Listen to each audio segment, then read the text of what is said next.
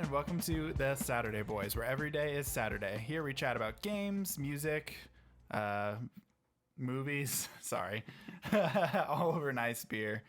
My name is Nick, and today I'm joined by Anthony. Hey. Brandon. Howdy. And John. Hello. What are we all drinking today, guys? Well, me and Brandon actually having the same beer. It's another one from Raw Brewing. It's another of the out of order. It's one of the Home Alone themed beers. So this one, it's a lactose sour base conditioned on strawberries, blueberries, pomegranate, and cheesecake. And so their looks take on like a a desert smoothie. pizza. Or dessert pizza, sorry. It does. It tastes like a cheesecake, I tell you that much. It's barely like the sour doesn't come through at all. It's just all Sugars. it's all sugar. Cream. Mm-hmm. And it was frothy as all get out when you are all Oh yeah, we pouring it. cracked it open and it just like started we didn't even do it like This straight much out of beer, the fridge. Yeah. it This was much just head. a lot of head. Yep. Nice. Nick, what are you drinking? Yeah, today I'm drinking it as one you got me. So it's from Drecker Brewing Co. It's the Chonk Sunday Sour. Similar color to your guys's, not as like frothy, but it is a blueberry, strawberry, raspberry, and chocolate one. Went in on all the crazy smoothie like ones. It tastes like chocolate cake with like the berries filling. It is delicious. It is 100% a dessert beer. It says it's a sour, but yeah, I get none of that sourness. It is like just sweetness. It is a nice deep red. I like that series too. The chonk. They usually put like a little cat and a pentagram on there. Yeah, I saw that one. John, what have you got? I see you switched it up this week. You got Yeah. rid of the Jones soda after last week. Well, I forgot where I put my drink actually. So, hold on one second. Right here. This one right here.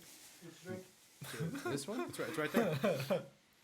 Oh. Which drink? Oh my Which drink are you talking about? God. Oh my. It appears God, again. he hit me with a fucking Jones. I did. Are you guys ready? No. This is bad fortune. Oh. Your will lead you into a very interesting situation. He did.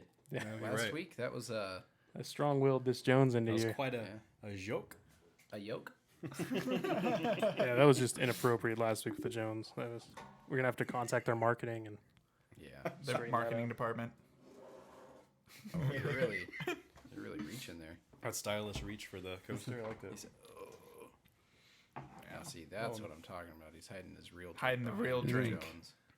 Jones. Brandon, what are you drinking today? Same thing. Same thing Anthony is doing. But how would you describe it in your own words? Like a strawberry cheesecake put into a blender, and then you drink that. That's pretty much it. It's very delicious. Maybe add a little bit of like little cream in there. Would you add some carryouts to it too? Some carryouts with that, like, Blend it all together. yeah. Yeah. So what are reasons you guys think the foam was so high on this one? Dude, I honestly don't know. I just cracked it open and it started foaming. I didn't shake it. It was just sitting still in the fridge for a week or so. I mean, And weird enough, like yours, like started like freaking out, like 2 seconds sooner than mine did. So mine, I was like, oh no, mine's good. And suddenly it's like, whoop. yeah. And then even like when we were pouring it, it still was like just crazy. Yeah. It was weird. It's the only beer I think we've ever had that's done that. Yeah, like we've without had- us like deliberately pouring it bad. And we've had other ones like in that series that. Well, didn't because do you've been that. drinking those series for the last couple weeks now, basically. Yeah. Yeah, no problems till this one. It was something about I don't know if it's just like it's more you wouldn't think it was even more carbonated because the soda one didn't do that. I told him it could have been maybe like more like fruits or something in there. Maybe I don't know, dude. I'm not. You're not a canner. That's what I was thinking because like the ferment, like like I don't know what the process, but like because it's more fermented because it's the contents of sugars. it. So like the combination of it just makes it where it's just like a monster when it gets poured. Yeah. It's alive. You never heard of using the oil on the nose thing to He make tried the- it. Didn't work. It didn't work? Didn't work. Maybe it only works for soda. Just has Maybe gross beer has beer now. too. Yeah. Well, it's just a little bit of nose oil. There's gross nothing. nose oil in there. It's not like you're sticking your entire nose in there to I don't know make where it. His nose has been. Always do the sniff. Right here. Yeah, I know it's on your face, but I don't know where your face has been. What? All I don't know right. where he's sticking his nose up, dude. What? Nowhere. I don't know where he's got it. Literally nowhere. Let's get on topic here. Does anybody have any news to say this week? I've got a few. Yeah. You start. I gotta find mine. Let's start with this guy. 783 little bubbles in one big bubble. That's the name of the article? No, that's the note that Oh. I took on it. Okay. The actual article is from UPI. It's called Taiwan Man Blows 783 Bubbles Inside of Larger Bubble for World Record. There's always a world record for everything. It's from Guinness. I mean, Yeah. it shows him blowing a bunch of little bubbles inside of a big bubble. Does he have to use like a special soap for that or something? Do they go into any of that, or Right. just says he blew the bubbles? The bubbles. Just Bubbles. My used a bubbles. large bubble wand. No, Did he the stop? article is literally Oh. like this. Oh, long. okay, yeah, it's a paragraph. It's like a paragraph, and it Okay, shows well. the video of him doing it. Did he use the technique? It looks like he's using the technique. Stop, turn 3 times, plant your foot. I Step on your that's right what he's foot. doing Don't there. forget Get it. it? It looks doing the what he's technique? doing. Oh, shoot. Yeah, 783 times. It's the only way. Imagine. That's a workout, man. Can you imagine doing that though? No, I wouldn't have near enough patience. But why is that like a world record? Because everything can be a world Yeah. record. That's true. Anything like, someone's willing to do. Watching that's it, there's like yeah. the amount of Jello eaten in a minute is a record with chopsticks, stuff like that. There's you know. different categories, so I can take on the guy that did it with a fork and the guy that did it with chopsticks. I'd assume so. Probably, yeah. You know, because have you ever tried to eat Jello with chopsticks? No. Neither have I, but I've watched people try to do it, and it's I can imagine how annoying it'd Why? be. because it's harder. It's a challenge, man. I mean, I can imagine that would be like fucking impossible. It's like the dude. Dark Souls of eating food. You just have to have thick skin. You can do it. You just have to be able to take a lot of shit. You know, you're gonna try and pick up that Jello a lot. Yeah. You're gonna be frustrated. Yeah, And you're gonna look really silly doing it. which Depends is why on it's a the world flavor. record. Yeah. Depends on the flavor though too. You're gonna feel more silly doing it with grape than you would with like a strawberry jello. You know. Yeah. I don't know. No, you What's know. what's the whole I hate on grape? Sounds like you'd get yourself in a jam. All right, next Watch it, article watch it, is watch it. You Watch better it. check yourself before you fucking wreck yourself, brother. Yeah, what's that next article? I think John had one Oh, yeah. So, about jams or something. oh, nope. Mine's interesting. It's a man Oh, I brewed get it. a man brewed tea. What? I'll just A man what? Anthony's and Nick's last time. It's just backing me, dude. I just got the joke. I just got the giggles with you, dude. I'm just so. All right, a man brewed some tea from psychedelic mushrooms and injected the concoction into his veins. Several days later, he ended up at the emergency department with the fungus growing inside of his own body. Bro, that's one of my Did you articles. guys really not coordinate that? Are you I was about to say, serious? No, we Brandon didn't just told me coordinate about that. earlier. That's one of my articles. That's so Shit. funny. So we're both prepared for this. We're one. both That's prepared. yeah. amazing. Did you see he had multiple organ failure? Yep. That was wild, The dude. fungus spreading in his circulatory So system. what? It was Yes. liver. What else? This is how The Last of Us happens. Pretty Oh. much. Really? It's In- fungal. Yeah, cordyceps. Yeah, that's Huh. why they're like mushroom zombies. I haven't played. It's pretty cool. Both of us haven't played. That's crazy. But wait, so it was liver fail? I'm sorry, liver failure. What other organs failed? I think kidney and a couple Yeah. others. Anything that would filter crap, like Yeah, that's true. gallbladder, probably. Your all that. Yeah. Yeah, and he was only 30 from what I read, but he injected the mushrooms, and yeah, they started to grow in his bloodstream, Oh. and he's like on a bunch of antifungal, antibacterial drugs right now. To They try were- and, Like voriconazole or fluconazole? They were studying Yeah. All right, pharmacist. whether he'd get the HPPD, which I guess is like the scientific term for like acid flashbacks. And I guess the acronym is hallucinogen induced persisting perception disorder. it's a lot of peas. Yeah. HPPPD. PPPP. I don't even know why they'd acronym that. Just, yeah. But yeah, he didn't actually, and Yeah, no, they're he they're never- studying it. Yeah, he didn't get any hallucinogenic like, Effects re- at all? Yep. Yeah, well, I mean, if you think about it, it's not like THC where it's going to be absorbed through the bloodstream. It's you're filtering it through like your liver and your stomach. You know what I mean? No, You're I don't know. ingesting I it don't really differently. know anything about When psychedelics. you so. smoke something, you're getting it. It's going to pass through your lungs into your bloodstream.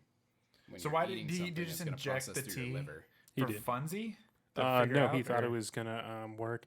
get him super high. No, the sad No. thing is he was self-medicating. I read he was trying to Yeah, he was trying Oh, to work with some like psychological conditions. yeah. He was trying Oh. to solve a psychological condition Okay. and did it as like a thing. But he's also the reason he injected it as like his form was because he's an opioid user, so he already had that. He knows the understanding is like this is a quick Yes. acting thing. Yeah. Huh. Normally. Yeah, just not understanding like the science of how it would affect his body. He just thought he was gonna have like a more Quick high. yeah. Weird. Huh. Don't do drugs, kids. I injected some cream cheese the other day. That was pretty wild. That's true. And you turned into a bagel for the podcast. Yeah.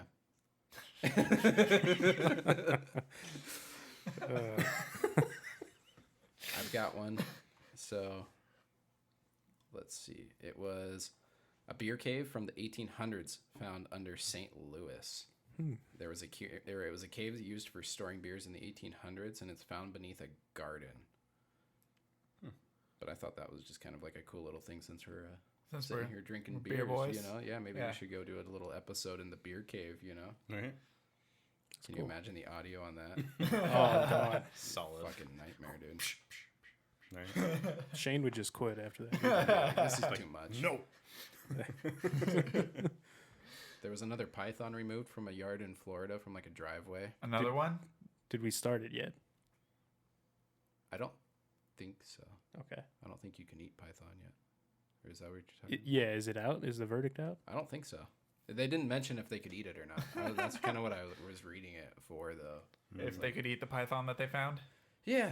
I was wondering if there was like a follow-up, you know? Like, hey, we found this giant python. We're going to cook it up. You gotta eat it. You know? Think of all that unused, wasted meat. Right. It's true. That's a lot of meat. That's a fuck ton of meat, dude. It's a lot of Pythons are fish. big. Fish? It's a meme at this point. So yeah. It's like, it's a reptilian. Well, it's from Godzilla with Matthew Broderick. Gojira? That's a lot of fish when they're trying to get him. But yeah. Yeah. So it does kind of tie in with the reptiles Yeah. a little, if you twist it. Yeah. Make it work. Matthew Broderick Godzilla. No, that's a repressed memory. Right? My final one that I had was there was police that were wrestling a loose ostrich ostrich in Missouri. Missouri? Missouri. Ostrich in Missouri. Officers from the D platoon responded when an ostrich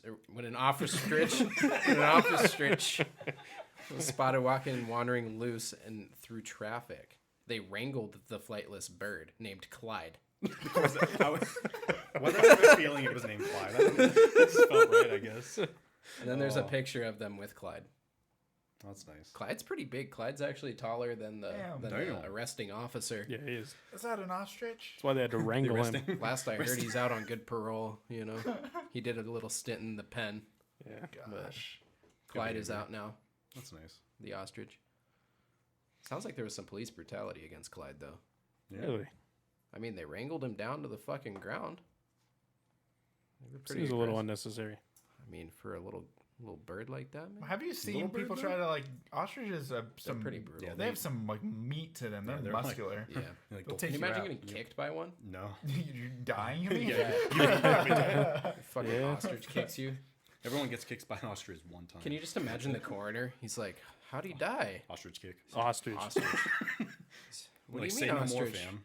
He ate undercooked ostrich? He's like, no. No, ostrich from Missouri. Yeah. Have you seen that shit? They're ruthless. Dude. It's like a kangaroo from Australia. Or a python from Florida. Yeah. They're all ruthless. But not Komodo dragons. From Indonesia. Okay, python versus ostrich. Since Python won the Python versus Komodo dragon, we're ostrich, just sir. upping up the tier here. Yeah. Eventually get to the top of the food chain, whatever wins. I think the python's I gonna feel like kill the python would ostrich. win, yeah. I feel like No, the ostrich Ostrich is has got the speed, though. It can get out of there fast. Well, I guess it's just it. Like an actual fight, like they actually duke it. I think python would win. I mean, survival, the ostrich would just get away. Yeah, that's true. But yeah, if they had to one-on-one fight, Yeah, they were forced. Like they were I mean, like it might be able to step on the head and take it out. I don't know too much about fighting I don't patterns. know. I feel like it's back to the strangulation, dude. But you can't strangle an ostrich. Ostriches are huge. You Yeah. can strangle an ostrich if you're a python. Nope. Nope. Experts say nope. He said, I've seen this fight, dude. I've been there. I placed $5 on the I ostrich. saw it on I got Deadliest 10. Warrior the other night. It's mega ostrich versus giant python. Yep. It also depends on what swords they're using. Duh. Sheesh. Is he a spellcaster? Or, Yeah. you know? What type is he? You know. Battle mage. That's the ostrich. I just don't think the python has a leg to stand. Wow. Wow. Anyway, I reached it too. That's a pun right Yeah. there. That's all I had for news. Bubbles and pythons and mushroom guy. I just saw a trailer while we were setting up here for a Five Nights at Freddy's inspired Nicolas Cage movie where he just beats the crap out of animatronics. It looks interesting. Yeah. Well, they beat the Five Nights at Freddy's to the movie theaters than the Right. actual company and Scott Cawthon and everybody. So we'll see how that goes.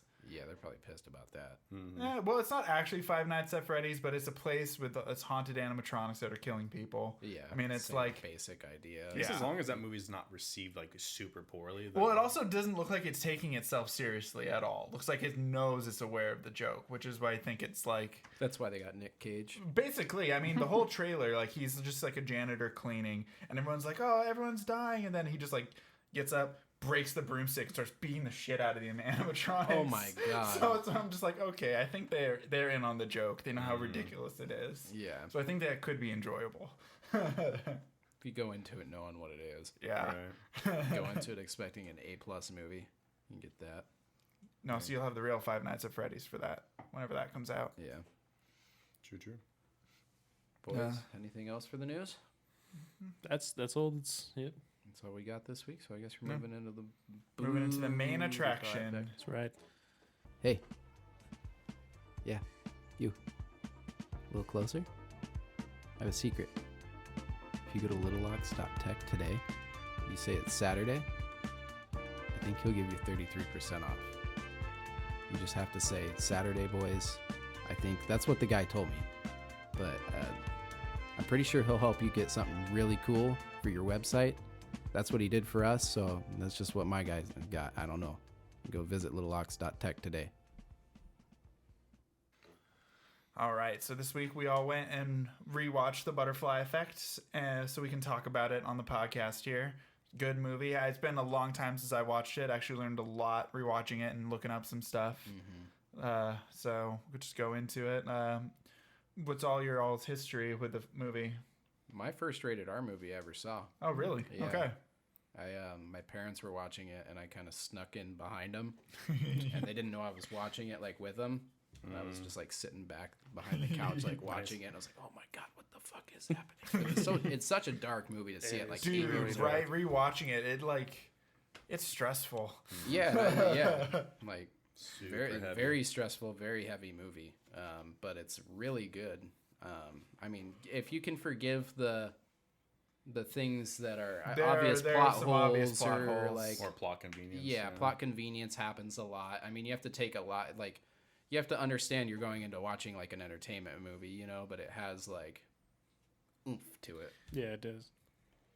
Does fairly well with considering it's working with time travel, like especially for the time. Like I think it did really well. Like nowadays, like I think if this came out, people would just like criticize it to death. But I think at the time it was acceptable and people weren't like nitpicking at every little detail about it. Yeah, like I was looking at it. It was really bombed hard by critics. It's at like 30% on Rotten Tomatoes. Dang. Like it is, but like fans always have liked it. Just all the critics at the time were just like, "This is trash," and that's why the sequel only got like a straight to DVD release and everything like that. It made good box office money, but it's just it got panned by critics at the time. And it was labeled as unwatchable by some. Yeah, so Well, Still the talking sequel- about the second one. the sequel. Oh yeah, I was about to say really the The first second one, one, yeah. There's a third one, too. which I didn't know No. existed until today, and probably will never see. I will never But- watch that, but it is another straight to DVD. I learned my one. lesson on the second one. The second is so bad. See, I don't remember much about the second one. Like when we were talking the other couple weeks ago, I kind of got them blended together because I forgot which one was the movie, like which one was the pictures, which one was the journal. And what confused me is in the first one, he talks about his dad having the picture album. Yeah. So that's why I was like, wait, which one was the pictures and all of that? Right. But no, yeah. Ugh. Yeah. John, what's your first time seeing the movie? Was it more recently or a long time ago? I think I was 17. Okay. So it's been a little bit. Yeah. Nice rewatch though. Yeah. Like you said, I kind of caught more things than I did originally for sure because I haven't seen it in a few years too. I mean, it is one of my favorite movies of all time. I think probably because I like the age I saw it, you know, like it just had more of an impact on me. Like I have a butterfly effect tattoo even. Yep. But, I think for Ashton Kutcher doing a serious role, I think he did really well given the time and the typecast that he was given, being Kelso and like the rom-com Well, guy. do you know he was one of the executive producers when he signed on to it? It finally got greenlit. Like it had been it was in development hell for years. Yeah. They were rewriting the script and trying to get it to work. Then Ashton Kutcher got a hold of it, signed on to it as an executive producer, changed the script a little bit, and finally got working on the film and getting it actually made. That's awesome. So he kind of like took it under, because he was just like known for like Kelso and being like a really not serious actor. So for him to do a role as dark as this is, that he doesn't even, other than that intro scene, I was curious, he's not in the first like 28 minutes of the film, other than that very first intro scene. Yeah, when he's at least in the running director's cut, because I watched the director's cut first. No, it's the same. I think throughout both. Yeah. And I guess this is an old movie, but spoiler warning if you've never seen The Butterfly Effect from 2004. Just a heads up before we start getting into Just stop watching this episode. Yeah, pretty much. Go back and watch that movie and then come back and watch Or watch the Home Alone special again. That was a good one. Yeah. Go back and watch more Saturday Boys. But yeah, so getting into it, rewatching it, I remembered that like it doesn't really follow a 3-act structure. It kind of does. I tried to like pick the acts, but it kind of is almost more of like a 4-act structure, because every time there's a major timeline shift, it kind of changes it. There's like the whole first setup of everything where you get like all of the events where you don't know everything's going on. Then once he learns that he has the ability, then it kind of changes, and each one is kind of its own little act that it sets up until the end. I tried to keep track, and I got actually confused, and that's because of a plot hole type thing. I thought like he major changed the timeline the first time he went back, but all he did was give himself the scar. Yeah. And I'm like, oh, that wasn't a full timeline change. So technically we're only in the second timeline. I was all trying to do that. Yeah. And then they do that one more time in the film when he slams his hands down. Yeah. I'm like, wait, what do you... Two more times, because there's one where he's holding the knife, because there's no significant change because he doesn't do anything. Well, oh yeah, okay, I guess, yeah, because he goes to destroy the blockbuster. Yeah. And he pulls the knife out, but then he puts it in his pocket, and then all of a sudden you see him with the fucking knife out again. You're like, I went on to IMDb just for out of curiosity, because they like to point out the goofs. Yeah. There's a lot of goofs, but hearing about how troubled the shooting was, I'm like, okay, that makes sense. There's a lot of inconsistency stuff with like stuff being in different places and people moving in between shots, but that happens on a lot of films. Yeah. Another one was that I pointed out to Brandon today that when they're watching like the blockbuster in like the mailbox, but like we kind of dismissed it. It just might be him misremembering because the sequence of events, like when it happened, because like in the first shot when he's covering Kaylee's ear, it's her ears. She puts only her left hand over his hand. But then when he remembers it, he remembers both hands, and there's different shots of both where it's just one hand, but then other shots where it's both.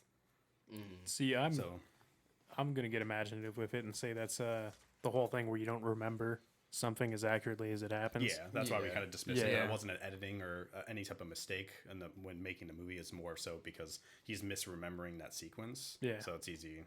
Like, I guess not easy, but that's probably more or less what they were doing. So it was probably deliberate. Yeah. Do you want to give like a quick recap of the film for anyone listening who just decided not to watch it and everything, just for us too? Yeah, you know? yeah, why not? So the film's about Evan, who has the ability to basically go back in time via his journals, and he learns that. Throughout his childhood, he's got not a great life.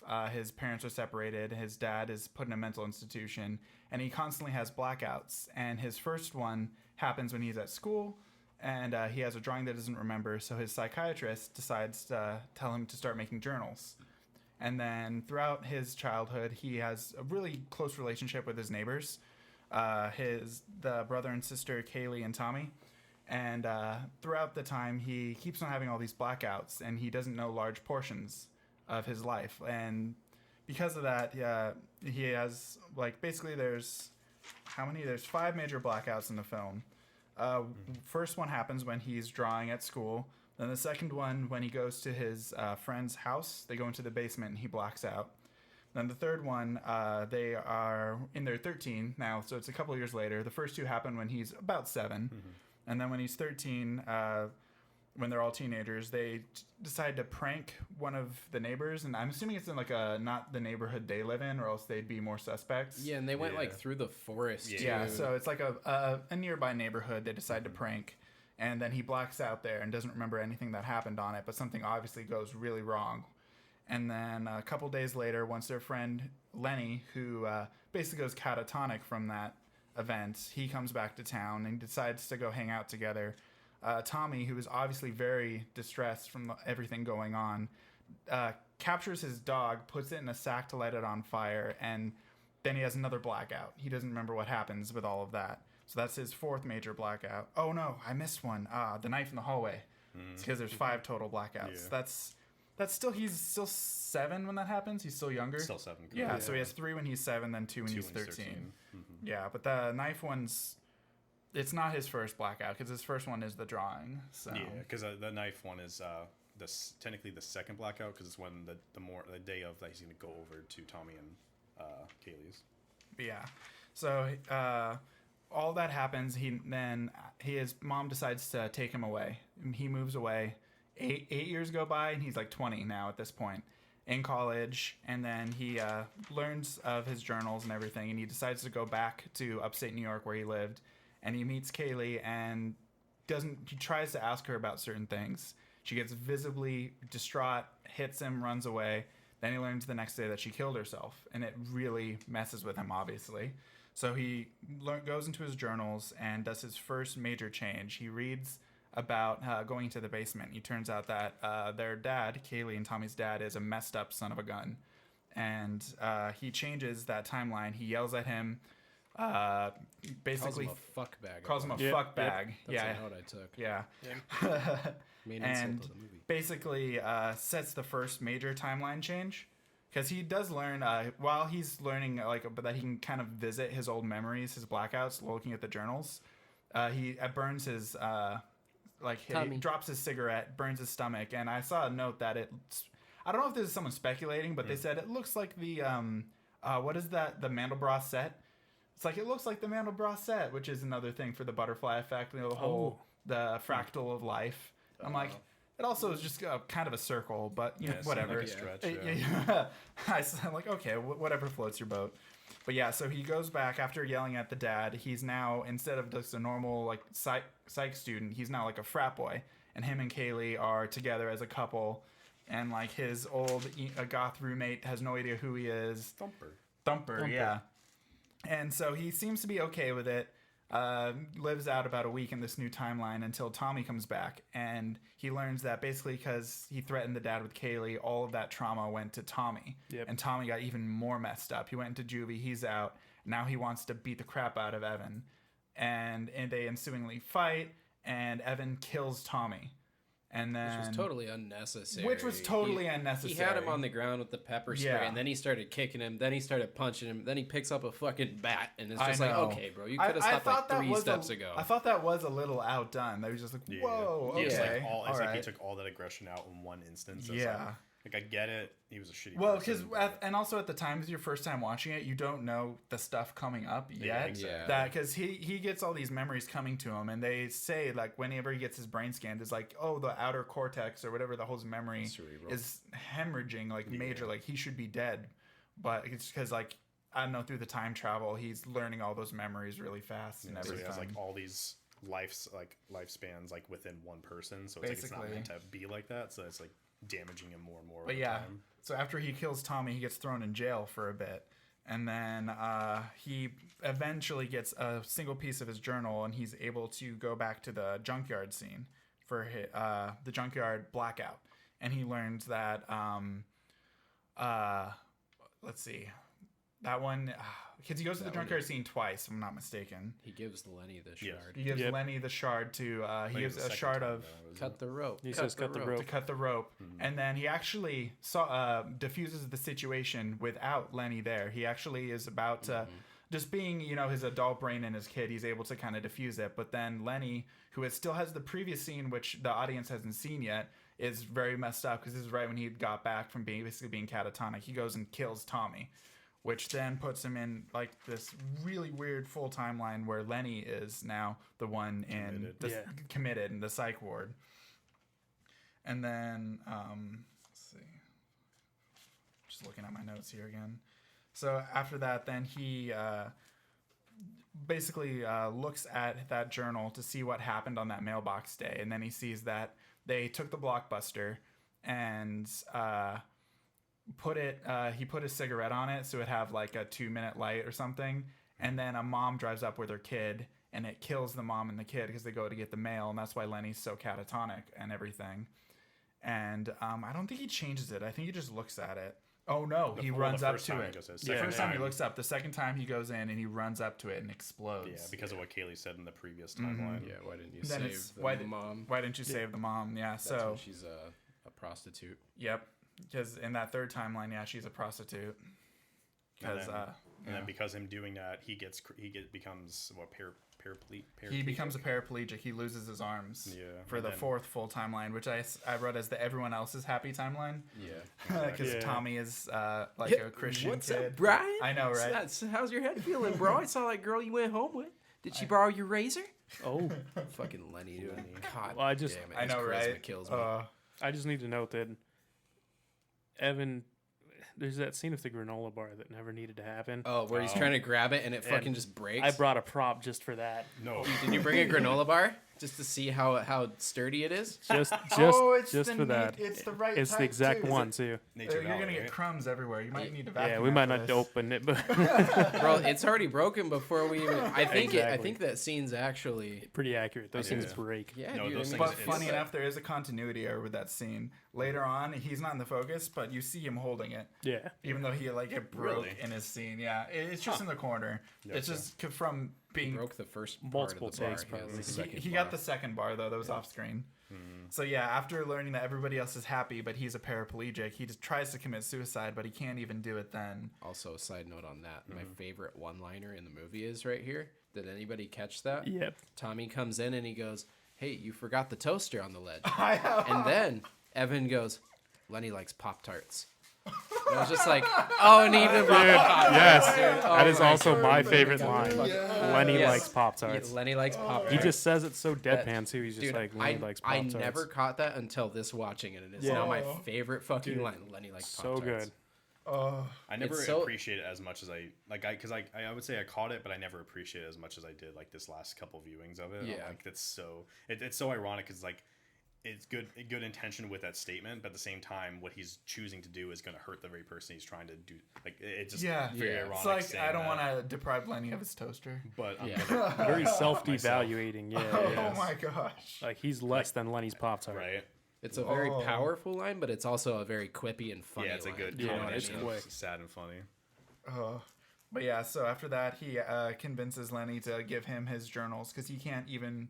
He's paraplegic. He can't control his hands. So he finds a line and goes back to the basement and decides, all right, well, let's just destroy that The Blockbuster. blockbuster, get rid of it. Yeah. Because he knows it's in the basement, and that blackout that he has is in the basement when they're down there doing the movie. And so he goes, gets it, threatens the dad with it, and lights it like an idiot. And then they get in a scuffle. He drops it, and Kaylee grabs it, killing her. Yeah, thinking it's a sparkler. Yep. So now he's in like the fifth full timeline where he himself now is in the psych ward, which is the last timeline. And then this is when I realized this viewing that this movie actually had multiple endings. I had no idea that it had that because I had, as up to this point, had only ever watched the director's cut ending. I've never seen the theatrical one. The most dark of them all. Exactly. But the director's cut one is kind of, I don't know, it's more thematic. Yeah. I feel it fits better with it after watching the Yeah. theatrical cut. So he at the fifth timeline, he wakes up in a psych ward, and because the basement was like I guess it was his second full time that he's had a memory or a flashback that a blackout that he could go to, he didn't have any journals or anything set up. So in this reality that he's got himself stuck into, there's no way for him to go to go into the past that he learns until he's talking to a doctor, and his dad mentions like a photo album that his dad was trying to do, because throughout the whole movie his dad has been like kind of hinted at that he could have the same abilities. Like even one of the blackouts that I didn't list. Well, There's a that's- sixth Where his dad blackout. tries His to dad attack tries him, to yeah. kill him. That's another big thing between the theatrical and the director's cut, though, is in the director's cut, they tell you that his father had the power and that his grandfather had the power. They took out some of those scenes, like the one where he gets his palm read. Oh, that's not in the theatrical? That's not in the Nope. theatrical. Oh, okay. The one where the Nazi dude steals his notebook and says, "My grandpa was in the loony bin." Oh. They took that out. They took out everything Oh, really? referencing that his family had a curse, except for the when he goes back and sees his dad, and then his dad tries to kill him. But then they Oh. even change what his dad says to him. Oh, because in really? the theatrical version, he goes, "I love," and then it cuts off because he can say, "I love you." But in the director's cut, he says, "You have to die. It's the only way." Yeah, okay. Yeah, there's Huh. a couple big differences for that. It basically changes the lore for the story because it makes the director's cut ending make sense. Yeah. And like those scenes have no relevance, or they actually ruin the plot if they're in the theatrical. Another scene that they cut was he goes up, I think it's around the time when they do the hypnosis thing when he's 13. He goes into the attic and he sees pictures, and it's ones that his dad seemingly used to go back.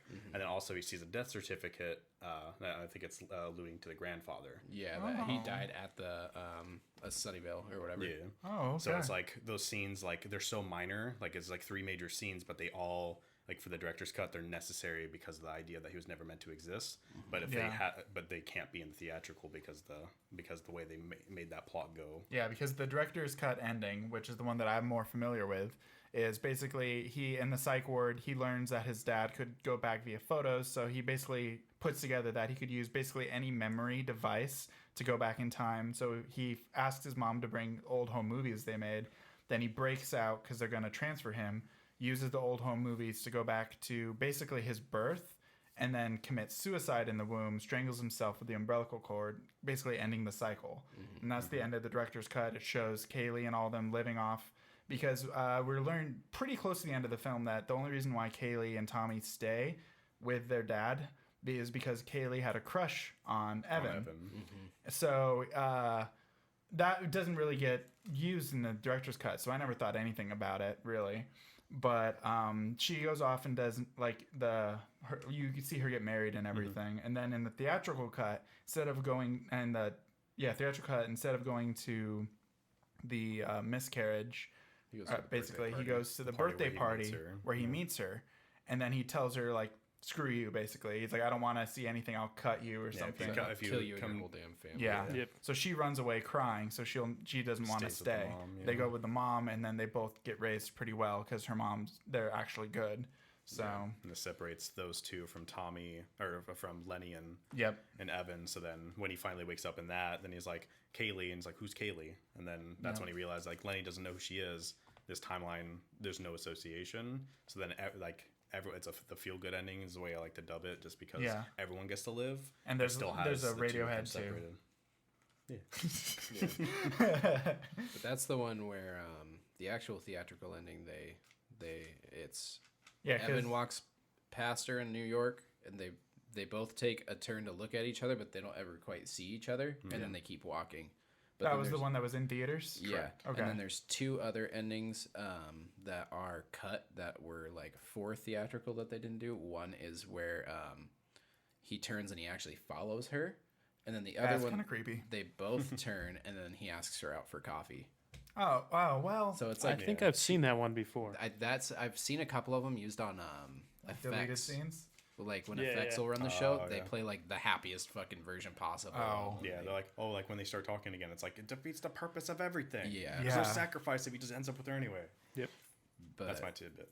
Then you see Alfred in the coffee shop, and he looks up the coffee, and he looks over, and he's glad that Batman doesn't recognize him. Did you guys get like a familiar thing to that too? Like, yeah. yeah. Yeah. Oh, Dark Knight. yeah, it's such a It's a good. whole nother bag of worms. So I guess real quick, what's So just considering the two endings, so like the major theatrical and the director's cut, what's your preferred? My preferred would be the director's cut because it's the one I'm more familiar with, and I like the whole darkness of it.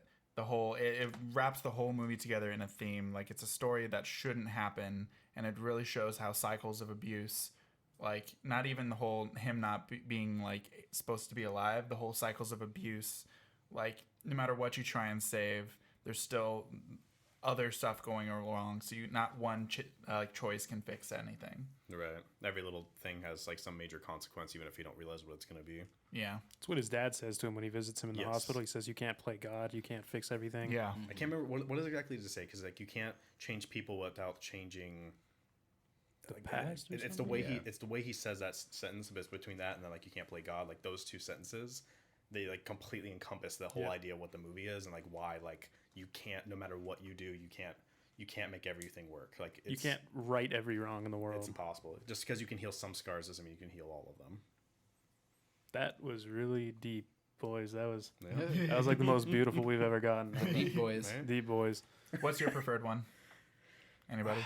I go back and forth, but I think as of now, for the most part, director's cut, because it's both the first one I watched, and I didn't even know the theatrical one even existed until years after. But the director's cut, just because it's just truly what the original story is meant to be, and I feel like it just overall it just gives so much weight to the decisions that are making in the movie, because it just makes everything more relevant. Because like if everyone wins, it's nice, but it's not, I think, the point of the movie. I'm gonna have to agree. Director's cut, because it's the primary version that I owned and watched growing up, so that's the one that I'm used to, I guess, more so. But I also think that the emotional impact is a little bit greater, having to make a decision of that weight and caliber. It hits you in the gut a little bit harder. It also makes sense of the scenes that are cut out that are put back in, like the fortune teller and like that kind of stuff. I think those are fun, and it'll not fun, but like, you know what I mean? In the realm of like movie watching, movie going, like it adds a little bit to the lore of like, oh, he doesn't have a lifeline on his palm. Like that's kind of neat. Like in the term of like he shouldn't exist. So then it's because of the stillbirth. Like, you know, so it just kind of makes you ties it think. together. His mom said to have 2 stillbirths before. Were is those other movies? That's basically that's you know cut out of the theatrical. That's cut out. That's theatrical. another part that's cut out. Yep. Because in the director's cut, it said she had like 2 stillbirths before. So do each of those 2 stillbirths have their own whole full stories to them that they maybe managed to go back in time and kill themselves? Those are Ashton Kutcher's other 2 famous roles. Oh, gotcha. Yep. That makes sense. Hey. John, what's your preferred one? Theatrical. Theatrical? Yeah. I think that decision makes it just so like. It's heavy. Yeah. It's very heavy. It's- I think the thing I have an issue with is the fucking CGI at the very end. I think me and Anthony were kind of talking about it earlier. Like, I think that if you're gonna do that one and you're gonna have that like heavy of a message, don't show like a shitty 2004 CGI baby hanging. And so like, just allude to the fact that it happened. Because that whole scene has the same exact relevance whether you see it happen or not. Whether the unborn child is shown or not. Like, it's completely you don't need to see unnecessary. the ultrasound. You could just have it, basically have the camera shake, go to her, then have her go, something's going wrong, and then like have her cry, and then just have her just sitting there. It doesn't just add like in the anything showing silence, showing an unborn child. It just doesn't do any. And it just makes it look like what I say. It's silly. It's like cheesy. It doesn't. Yeah. It's just weird. It's just kind of weird for how heavy of a moment it is just to see this really shitty CGI. And it's like slow. It's like kind of slow motion even. It's so just it's like kind of not fitting for the kind of. I feel like it kind At of. least they didn't put Radiohead over it. Yeah, that'd be that'd be weird. Put Pearl Jam over it. Wrong 90s band. But also, I guess talking about the bad, I guess CGI is like how the one timeline I think I have both the most issue with, but at the same time understand why it's in there is the second to last timeline when after he saves the mom and the baby. Where he's a paraplegic, that everyone else is happy timeline? Because I feel like that specific, like mainly I think my issue with it is I feel like it's plot convenience because they needed to kind of set up the ending of the movie with that timeline, because when you watch the scene over, you can literally, the amount of time he has and what he decides to do going up to the mailbox, he could have just done what Tommy did and then the whole sequence didn't have to happen because he never would have been blown up. There's no reason for him to stop right at the mailbox. There's a So it's decent complete amount of plot convenience. holes and plot convenience. So like that's why I have that's why I'm like so like it's double-edged sword for that because I understand because between like the sequence in the tub when he tries to kill himself and then finding out what he does from Kaylee, realizing that that's the reason why she stayed. Like I understand the setup, but I feel like maybe they could have done it different. Like it still works, but I feel like it's too heavily reliant on that plot convenience to just let it happen because they need it to further it. That it kind of grinds my gears a little bit. That's where the second piece of shitty CGI is as well. Mm-hmm. Oh, the When he's whole arms, paraplegic John? and you look at his When he wakes up, he's like, his nubs look like Yeah. shit. His nubs look like you can, and it's like super blurry Well, around the spots. You want to know a really fact well. I read about that? So normally when that's done, they shoot the shot twice, and they use like a type of device that tracks the camera exactly the same. They'll have Ashton Kutcher lay down, do the scene. He'll have like the green sleeves on. Yeah. And then they'll do the scene and have the camera move and everything. And then they'll set it back like digitally, and then shoot the scene without him there and everything. They didn't have the budget to do that, so they did it with stopwatches where they like moved it for like X amount of seconds, and they were able to do it that way. So that's why it kind of looks shitty, is it was literally like the makeshift version. makeshift version of that because they Wow. didn't have the budget to do what big films were doing at the time. Well, good on them. I mean, for doing it and making it look halfway decent for the time. You know, it's That's one of fair. those things that didn't age well. I Yeah, guess, it didn't. is more so. It didn't age well. It was pretty cool for At the the time, I had probably, no way yeah. of like. At the I'm time, pretty I- sure I believed it when I first watched it. I was like astounded. There is a little bit of like weird color correction though on his face in certain shots of all that timeline just because of it. So Yeah, the color on the like when he goes into a memory is kind of funky. Like I Yeah. get it's like supposed to be like oversaturated and shit, but it's just kind of funky. Right. Or how about every time when he does like the warp? I feel like it, Oh yeah, it shakes. between that, like I like the effect, but also the volume. I feel like as the movie goes on, it could just be like me thinking this or imagining it, but I feel like every time that happens, it gets louder. I and had the louder. remote in my hand the whole time I was Right? watching. I was like, Dude. up, down. I don't know if it's just the DVD copy I had, but like for my TV, normally I have my volume around like 20 to 25. I could not hear a goddamn thing on this movie. It was Yeah, at like it's super 40, quiet. and of course because it's like a 2004 5 DVD, there's like no subtitles on it, so I'm just like, what the hell are they saying? Have my You don't get volume to on those max, sequences, and then it's probably just like blast your freaking TV. Yeah, Yeah. I know, right? Because even on the Blu-ray, like it's the same thing. Like when I first started the movie up, like watching it through both the directors and the theatrical, there's like it's super quiet in the dialogue. In the first sequence of him going back, it's so loud. So I had to like turn it down like 3 or 4 notches on the soundbar. I'm like, what the hell is this? And then then you forget about it, and then they start talking. And they're like, and it's like, what the hell? I know. The balancing issues. It's not as bad as the Hobbit DVDs. Oh my gosh, those were terrible for sound balancing. No. Something I figured out. His blackouts, I'm pretty sure every time he tries to go back and change something. Yeah. Yeah, The thing we were debating is the idea that, or I think we came to agreement, is that it's essentially any time he forms a new tangent. Yeah. Okay, yeah, it creates a new thread. Yeah. And that causes him to black out because it's all the memories. Yeah. Yeah, and then the idea too, we were also talking about, like me and Brandon talked a lot about this today, that the idea that the movie, because time travel is difficult in itself, but what it also does, it doesn't fixate on a linear or a multiverse, like linear timeline or multiverse. It kind of takes them both and kind of makes them work together. Yeah. So at points there'll be multiverse, but then it kind of crams it all into a linear timeline again once the events start to kind of unfold. Yeah, what we kind of discerned is that he's opening up doors to parallel universes via these journals by changing the memories. However, he himself is on a linear timeline. yeah. Well, So it's kind of weird how it jumps in between the So it's two. hard to that's kind my of next question. realize Though, what's and going kind of on. going into like the relativity of it is like, so when he first opens the journal, he does the first entry when he's in college. What is in real time, quote unquote, the time that elapses between when he opens the journal and the end of the movie? Ooh, I don't know. Okay, that's a good. That is so a good fucking question. He opens it up. Let's track it through. He opens it up, and then So his first time he goes back is when he burns himself, and then he looks at it, and because that was just like a little bit of time there. Yeah. The Well, the first time first is when time it was was the when girl. he hooks up with the girl, and then they go back. He goes back to seeing Crockett get burned. Yes. Yeah. Because I had a note on that specifically. Yeah. I Yeah, said, 'cause That's right, 'cause I I wrote thought there that. was It's like, 2 what a times he went bitch. back there. It's like Yeah, he's I- obviously distressed, and she's like, "Read." That's Don Juan, do you fall- that's did what you- I had. He reads a really It's- dark line, and she's I like, know. "Tell me more." Right. It's Yeah, his dog dying. And then she makes fun. Where is it? Yeah, I about put. calling him a Here's Don my Juan? exact note. Weird girl that he's hooking up with makes him read the fucking disturbing passage in his journal. She then makes fun of him when he wakes up. So Don Juan, do you pass out on all of your dates? After he just like convulsed and Right. had a seizure and like Something fucking I gotta bled out of notice, his too. nose, and he's Well, like, I think that was the first time, like, because of the first time and he didn't do anything, he just relived it.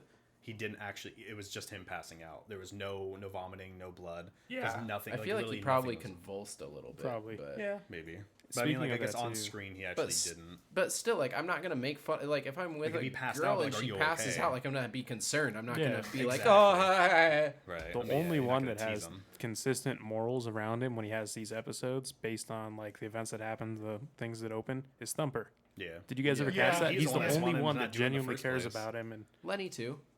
not in Well, some of them. Not in because every really Lenny's- time. much, Yeah. but like more so. But mainly like, because, than like, others. Lenny half the time blames him for it. Cause, Yep. Well, I guess not half time, but that one major time where it's like, you knew something bad was going to happen. So then he just, like, Well, yeah, but I'm saying like he's sensitive to like when he's having an episode, True. like he When he like he's rushes nice over. And, Lenny. like, yeah, when he's good nice Lenny, yeah. Yeah, well, when he's Pop-Tart not been Lenny. fucked He is a up good by friend. Evan. Fun yeah. fact I read, they filmed all the nice Lenny shots first when he was about 20, 30 pounds lighter. And then Oh. they had like 3 weeks and he gained like 30 pounds in wow. like 3 weeks. That's why And he he like looks so surprised nice. everybody. And he just like ate a ton of food to gain the weight to shoot all of like Pop-Tarts, the... dude. Dude, Pop-Tarts. maybe Pop-Tarts. maybe I the love line Pop-Tarts. came from them talking on set Yeah. or something. And Ashton Kutcher just remembered. He's like, "Damn, Lenny likes Pop-Tarts." did he just say that in the shot? No, we gotta keep it. Yeah. But yeah, that's that fun fact. But yeah, no, Thumper is like... Yep. Dude, He's a I real like bro. Thumper. Yeah, I He's a such good a cool dude. character, Yeah. dude. The bar scene. Yeah, dude. Dude, I love it. And he breaks the freaking cue stick and Starts whistle. And it's Yeah. like you just watch it and like, nope. Yep. The whole that policy was like, they were like, oh, you fucked up. You gotta stop. That scene where he genuinely cares for him, though, that was some good acting too. Mm-hmm. Where like he's like, "Call 911," and he sees him in there. Like nobody else responded that way. Yeah. Everyone was just like, "Are you okay?" And then there's the scene where he's a paraplegic, Yeah. and he falls on the floor, and he's like, "Take me back." They're like, "Okay." Yeah. Yeah. He's had an episode. No, take him to the hospital. Even if he's yelling at you to take him back. Yeah, It's just like, it's not lost. We have to go back. I had a note about Thumper though. Just a quote, actually. My favorite line. Well, not my favorite line. My favorite Thumper. Be careful with me. I'm post-coital. I'm tender. Yeah, that was a scene I did not understand the first time I watched that movie. He jumps in his lap Post-coital. too, like Yeah. as he's naked He on did. the Yeah, He's yeah. comforter. holding like the dildo Yeah. just like out there like that. And like it's a like, fucking lightsaber. right? And it's just like that was what a way to set up that they're really good friends. But like, it's Yeah. like, oh my God. He's like, "Don't touch me, I'm post-coital. I'm tender. tender. It's like, yikes. I love it.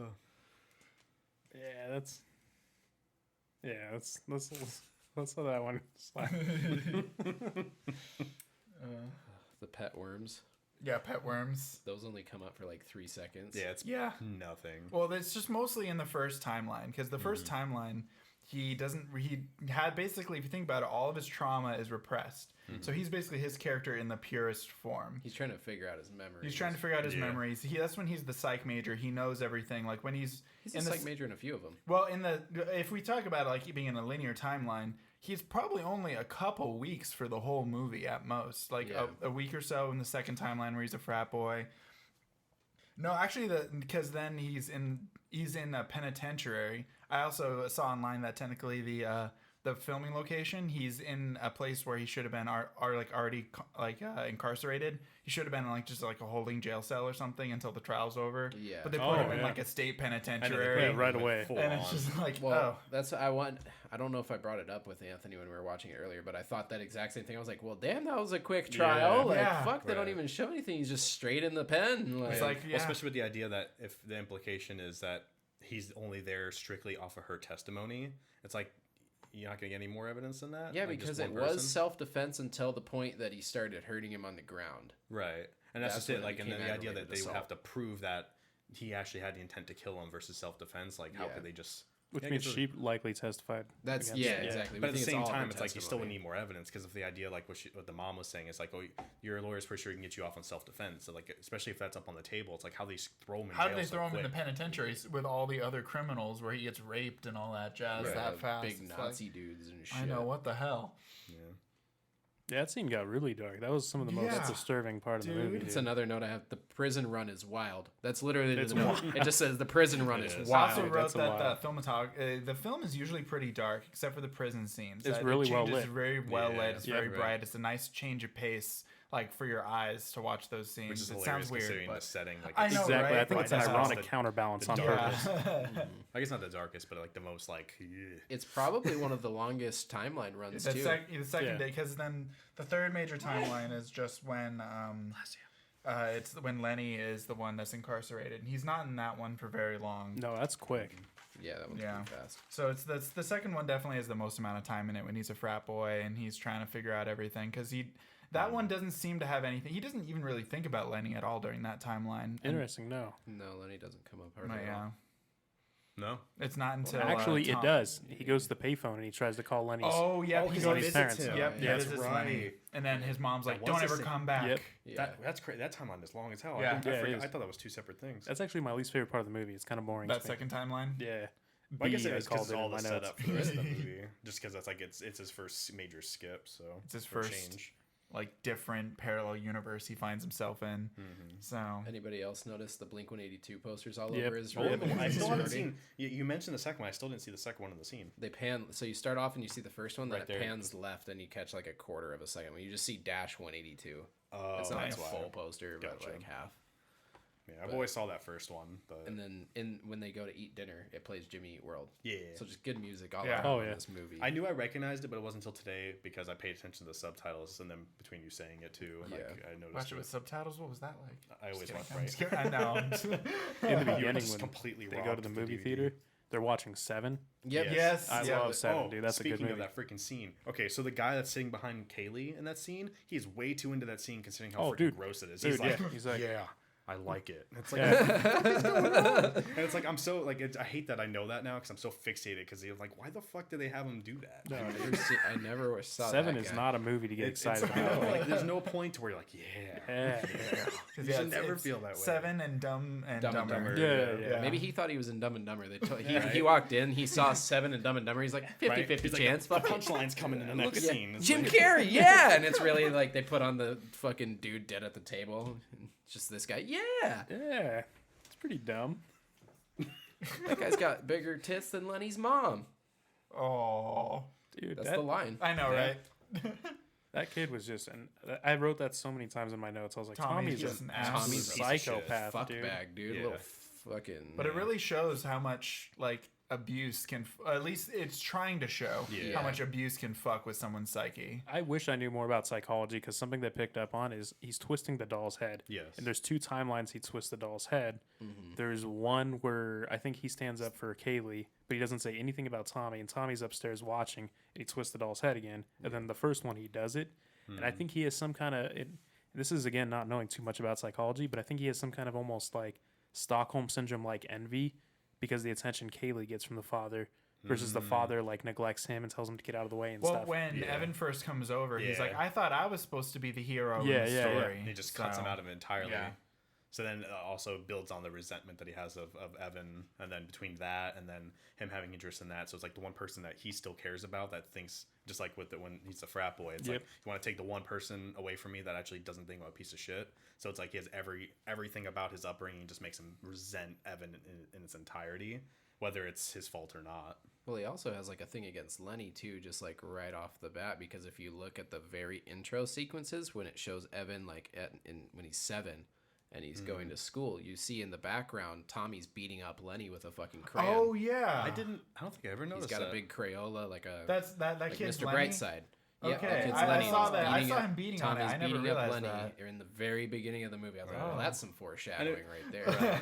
and it makes sense too, because the idea that it's like because Lenny, like even though we don't really see anything about the dad, but it's the implication that he has like a regular family. He has the mom and dad that are present, and he likes his family. So like for Tommy, every reason mom's not in the picture, dad's a piece of crap. Yeah. So every reason to be like, you have a perfect life. I don't want you to be happy. Messed up. Right? It's so dark. But Beat yeah. him with a crayon. Mr. Oh, I solved my problems. You're gonna get angry at somebody who beat him up with a crayon. Do you Make sure really? it's the mac and cheese color. Of course. Fuck, dude. That means you have the Crayola pack. 64. Yep. With the sharpener on the back, buddy. big yes, one, dude. sir. Big one. Living the high Good life. stuff. Big old yellow and green. He knows it. Gosh. Does anyone else have anything to add? Yeah, I had a few just random notes from throughout. I put Mom's a badass, like right at the beginning of the movie. She's like fixing the car. She's like in the jumper. And then he's like, well, why can't I bring Dad? And she's like, I'm not good enough. And he's like, yeah, you are. Just call it out.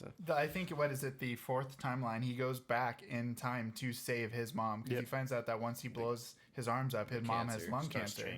Which was, I guess that scene would be cut out of the theatrical where she's smoking outside the psychic place. The whole scene with the psychic is completely like from the because that was kind of like foreshadowed that she has like a cigarette thing. So I guess in the theatrical, that's kind of more of like, oh, she just started chain smoking when that. Yeah, it's like very vague on why that. But you know, his mom is pretty much a badass. For sure. Oh, I put that dude's burn to Tommy is worth him getting beat up. Because in the theater, when Tommy comes out, and he's like, "What the fuck are you doing?" And then the one guy goes, "I'm buying popcorn. What about you?" I was like, "That burn is worth that guy getting beat up. Like that right there. You're getting the fucking right hand of the. The way Tommy beats him up is so calculated. Oh, he grabs the thing and just shoves it. Well, up he breaks hits it with his leg and like knocks it into his nose and then punches him down. It's so he fucks that guy and he immediately stares at Evan like, "This is gonna be you." Yeah, it's like, pretty damn. much. Well, the thing I think it implies is that he like fantasizes about violence actively, and then like how fucked up Tommy is, like and he just like thrives in it. It's like this or how is me. easily it is for him to go that way because in a few of those endings he is the top of the school, valedictorian, giving speeches. But is it underlying? Is what I always wondered. I think it is. because if you look at the one where he's like the Christian, when he's religious, it's based off a lie. Yeah, it's based off of a lie. He didn't really it wasn't his intention to save those people. It was his intent to put the blockbuster in the thing, which hurt the people. Yeah, he only went to save them after everybody else went.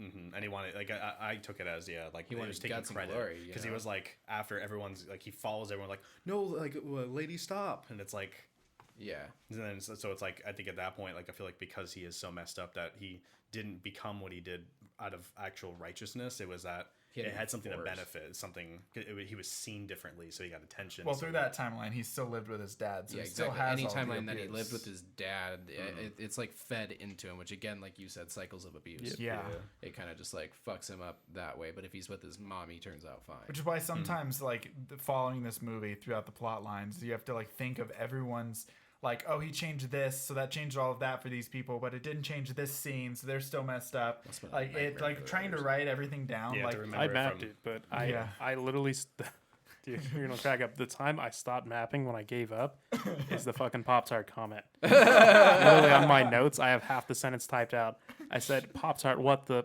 And then I just didn't do any other notes, dude. I love it. But I had it mapped out good, dude. I had each transition, each blackout, and I did A through F, which you're right, would have been 6 or 7 or so.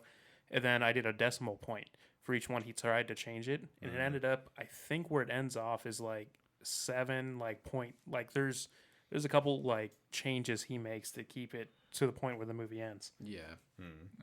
How about like in the prison? Again, me and Brandon were talking about this earlier.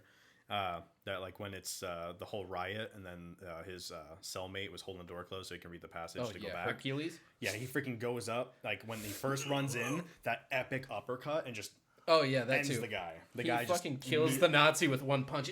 Right, and I was like, Saitama? One Punch Man. He is here. And then he holds the gate closed, and there's like a whole army of fucking people there. And it's like he kind of struggles slightly. See it kind of open a little bit, and then he closes it back. I'm like, dude, like I know you got big arms, but there's like 6 dudes there. Yeah, that's a lot of guys. So that just like he is Saitama. They get it after a while, but it's like 30 seconds of him holding that thing against like 6, 7 dudes. Like, dude, does he bench like 1,000? Like, like how the hell does he hold? It blew my mind. Over 9,000. That's what he benches. Mm-hmm. But yeah, that has always kind of stuck out to me. Like, and then after watching One Punch Man, I finally had something to kind of tie it to. I'm like, that's it. He does the workout. You're right.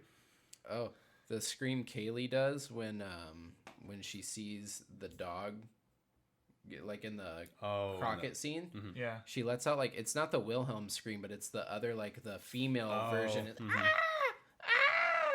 like that. Yeah. But it's one more time. That was really good. So But you know what I mean? It's like that adult woman scream. It's like 13-year-old Kaylee doing that scream That at the stock dog. scream. Yeah. It's like, the actor scream on set didn't get good. What do we have in stock? Right. Pretty much. That works. I Yeah. watched that with Oshina, and like right before that happened, she walked by and she's like, "I hate that scream," and then it happened, and I was just like, Okay. It's Yeah, nasty. it's pretty bad. "Yeah, it's like." It's bad. There was a time where I thought that what was the dad's name, the abusive dad? George? Yeah, Georgia. where I don't even remember which timeline it is. He goes back to the house, he knocks on the door, and then George is like, "You're not selling like cookies or something, Oh, are you?" yeah. He looks almost like actor from Forrest Gump, Gary Sinise, Oh, Sinise, yeah. in that scene to where it like kinda get what you confused me, and I was like, wow. "Is I didn't that?" think about that. I get what you mean. Yeah. Lieutenant Dan. Yeah, but that's like the one where she's a prostitute. Yep. Yeah. Also, the casting of the kids. They're supposed to be Ashton Kutcher. Yeah. I think It for was all three. I think for They were like pretty yeah, good, yeah. like Kaylee. Like I feel like Yeah, too, that They is all a pretty matched good up, yeah. casting for everybody. For basically They 3 thought it sets of through. 4 kids. Yeah. So, Lenny's was perfect, dude. Yeah, Lenny's was pretty good too. I mean, they all were. Yeah. I thought, Tommy's looked like Tommy. I mean, like yeah, over time, like my opinion never changed about thinking like as a kid, I was willing to believe like those are actually the same people. So like essentially like what they did with Boyhood when it's actually the same person. yeah. Like it was very convincing to me. The Truman Show. Truman Show. yeah. Was Jim Carrey's whole life. Yep. I had another note on the George. I put pedo dad as pedo right off the bat. I said, know, look at the right? attire and the haircut. I was like, Like my a note, it pedophile, says, like, textbook. George is way too obviously a creep. Yeah, he is super. Like, I would not let my kids go with George. Like, Well, just even based on the way he acts and looks, like straight out of the just like. Well, even Evan's mom, like she didn't seem happy about bringing him No. over. So No. it's like No. He's like, here's my number. All right, later. right.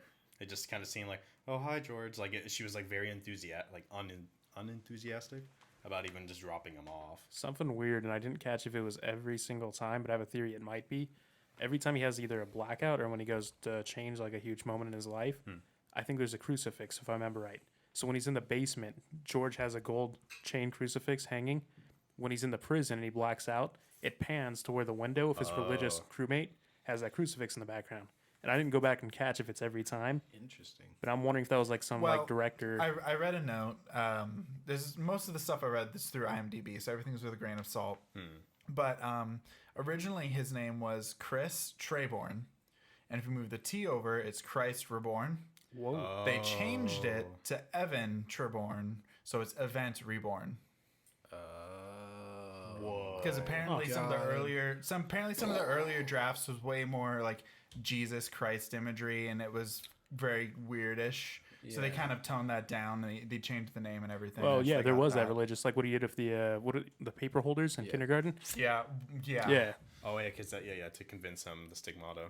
Yeah, he puts the signs of the Lord on his. And so that was also my biggest plot hole issue.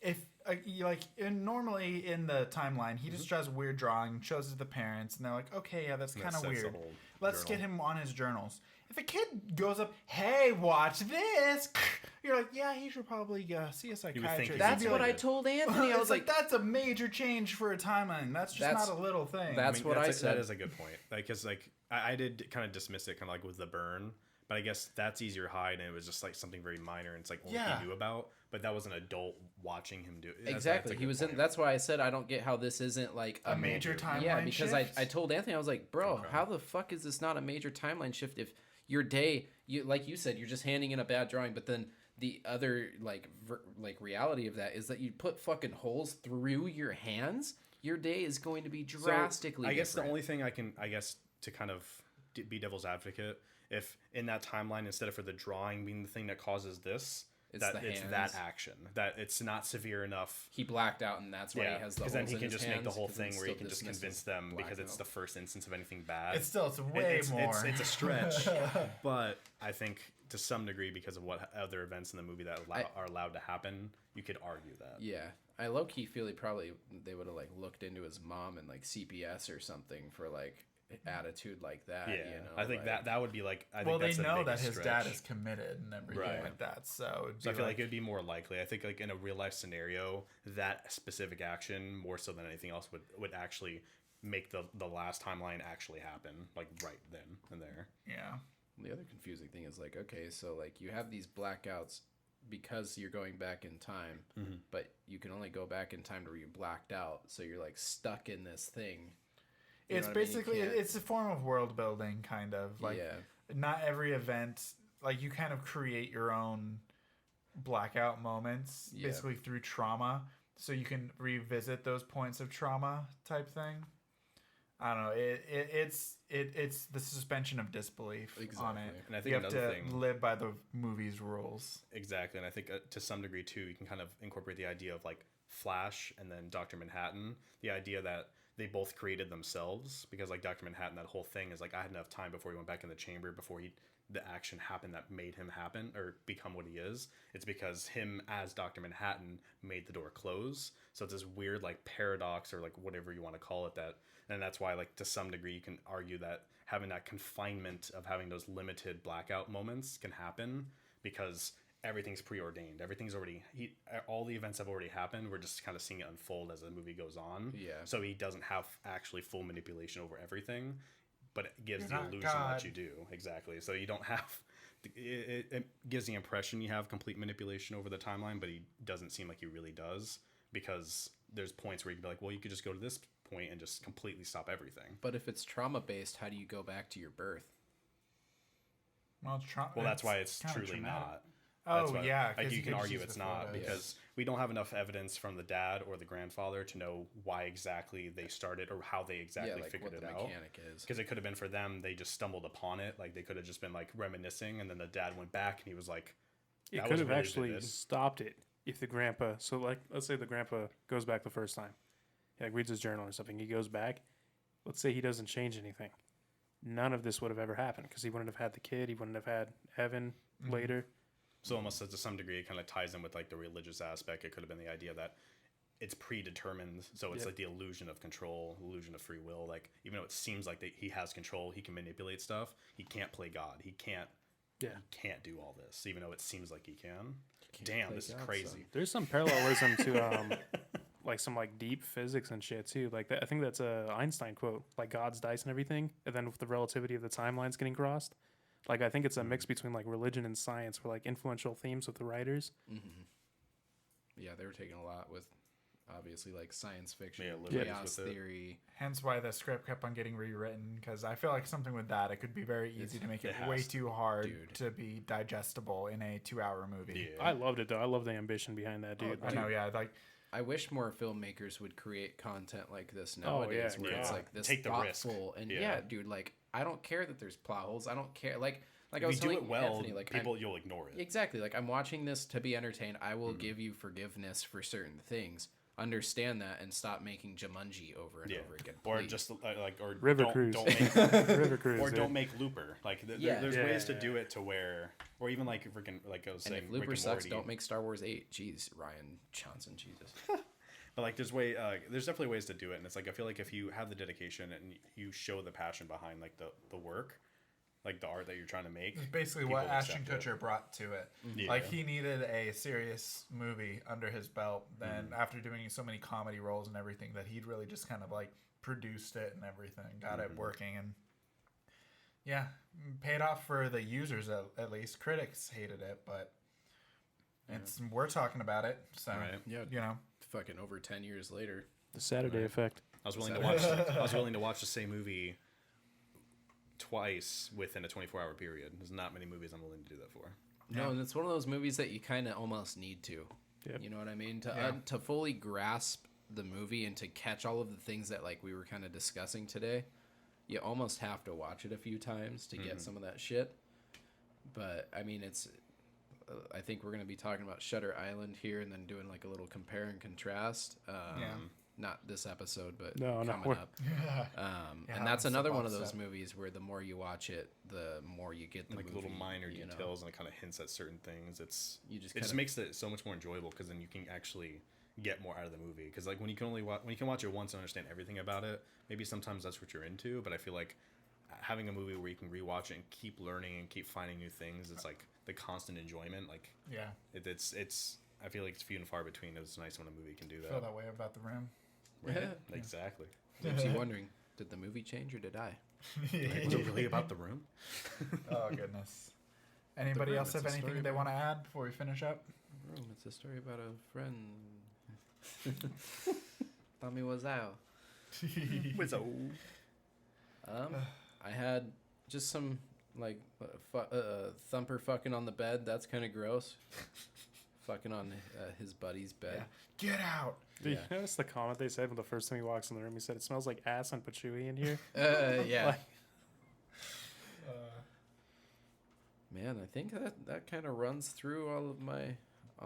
Oh, dude. Okay, I forgot. I actually had a note on the granola bar too, but mine was did just you? the granola bar is tragic. Yeah. So, and it didn't need to happen. Nope. The granola bar had no nothing fucking to that. relevance. Just Except like, for just sad. Just Yeah. sadness. yeah, just like, oh, he Like, can't. like we get it. Like he doesn't R.I.P. have arms or granola doesn't have bar. hands. It's like Yeah. in Edward Scissorhands, that scene where he's trying to eat the fucking pea for Yeah. like 5 minutes. Right. You just like watch him struggle. It's like, Yeah. unnecessary. I already know he's sad. Yeah. He wants real hands. Yeah. That was the Saturday effect. Saturday effect. So Yeah. please go and rewatch it. Yeah, every time you rewatch this episode, it'll let you change Yep. part of the episode. So You new get interactive thing we're trying. So you watch this again. You hit that replay Nick is not button. having a and seizure. then- yeah. I promise. He I didn't do read have the a passage. comic book. Yes, so that's I true. can read He this. didn't Bring write back the to right. this morning. Or he didn't read the right passage for anything to Everything happen, starts so we're shaking. fine. the whole camera should like we should I'll just add do like a fake shake, shakeout it'll be effect on okay. this. Yeah. Yeah, they'll never And know. oversaturate the crap out of it. Yeah. And then it comes and pans back in. It's just Ashton Kutcher sitting in like Brandon's chair, and nobody else is in the room. Imagine. Yeah. Cool. This is the 8th timeline. He's the Saturday boy. Just like, how'd I get here? Ashton Kutcher as the Saturday boy. Damn. All right. I think that's it. Well, thanks everyone for listening, and I hope you enjoyed the Butterfly Boys. Butterfly Boys? The Butterfly, what is it? Saturday Butterfly? I don't know. Saturday Effect? There we go. I don't know. Whatever. Trademark. TM. Butterfly Boys. Thank you for tuning into the Butterfly Boys. This has been a wonderful Saturday episode Effect. of the Saturday Effect. There we Oh, go. God. Cheers, everybody. Cheers. That's right. Lenny likes Pop-Tarts.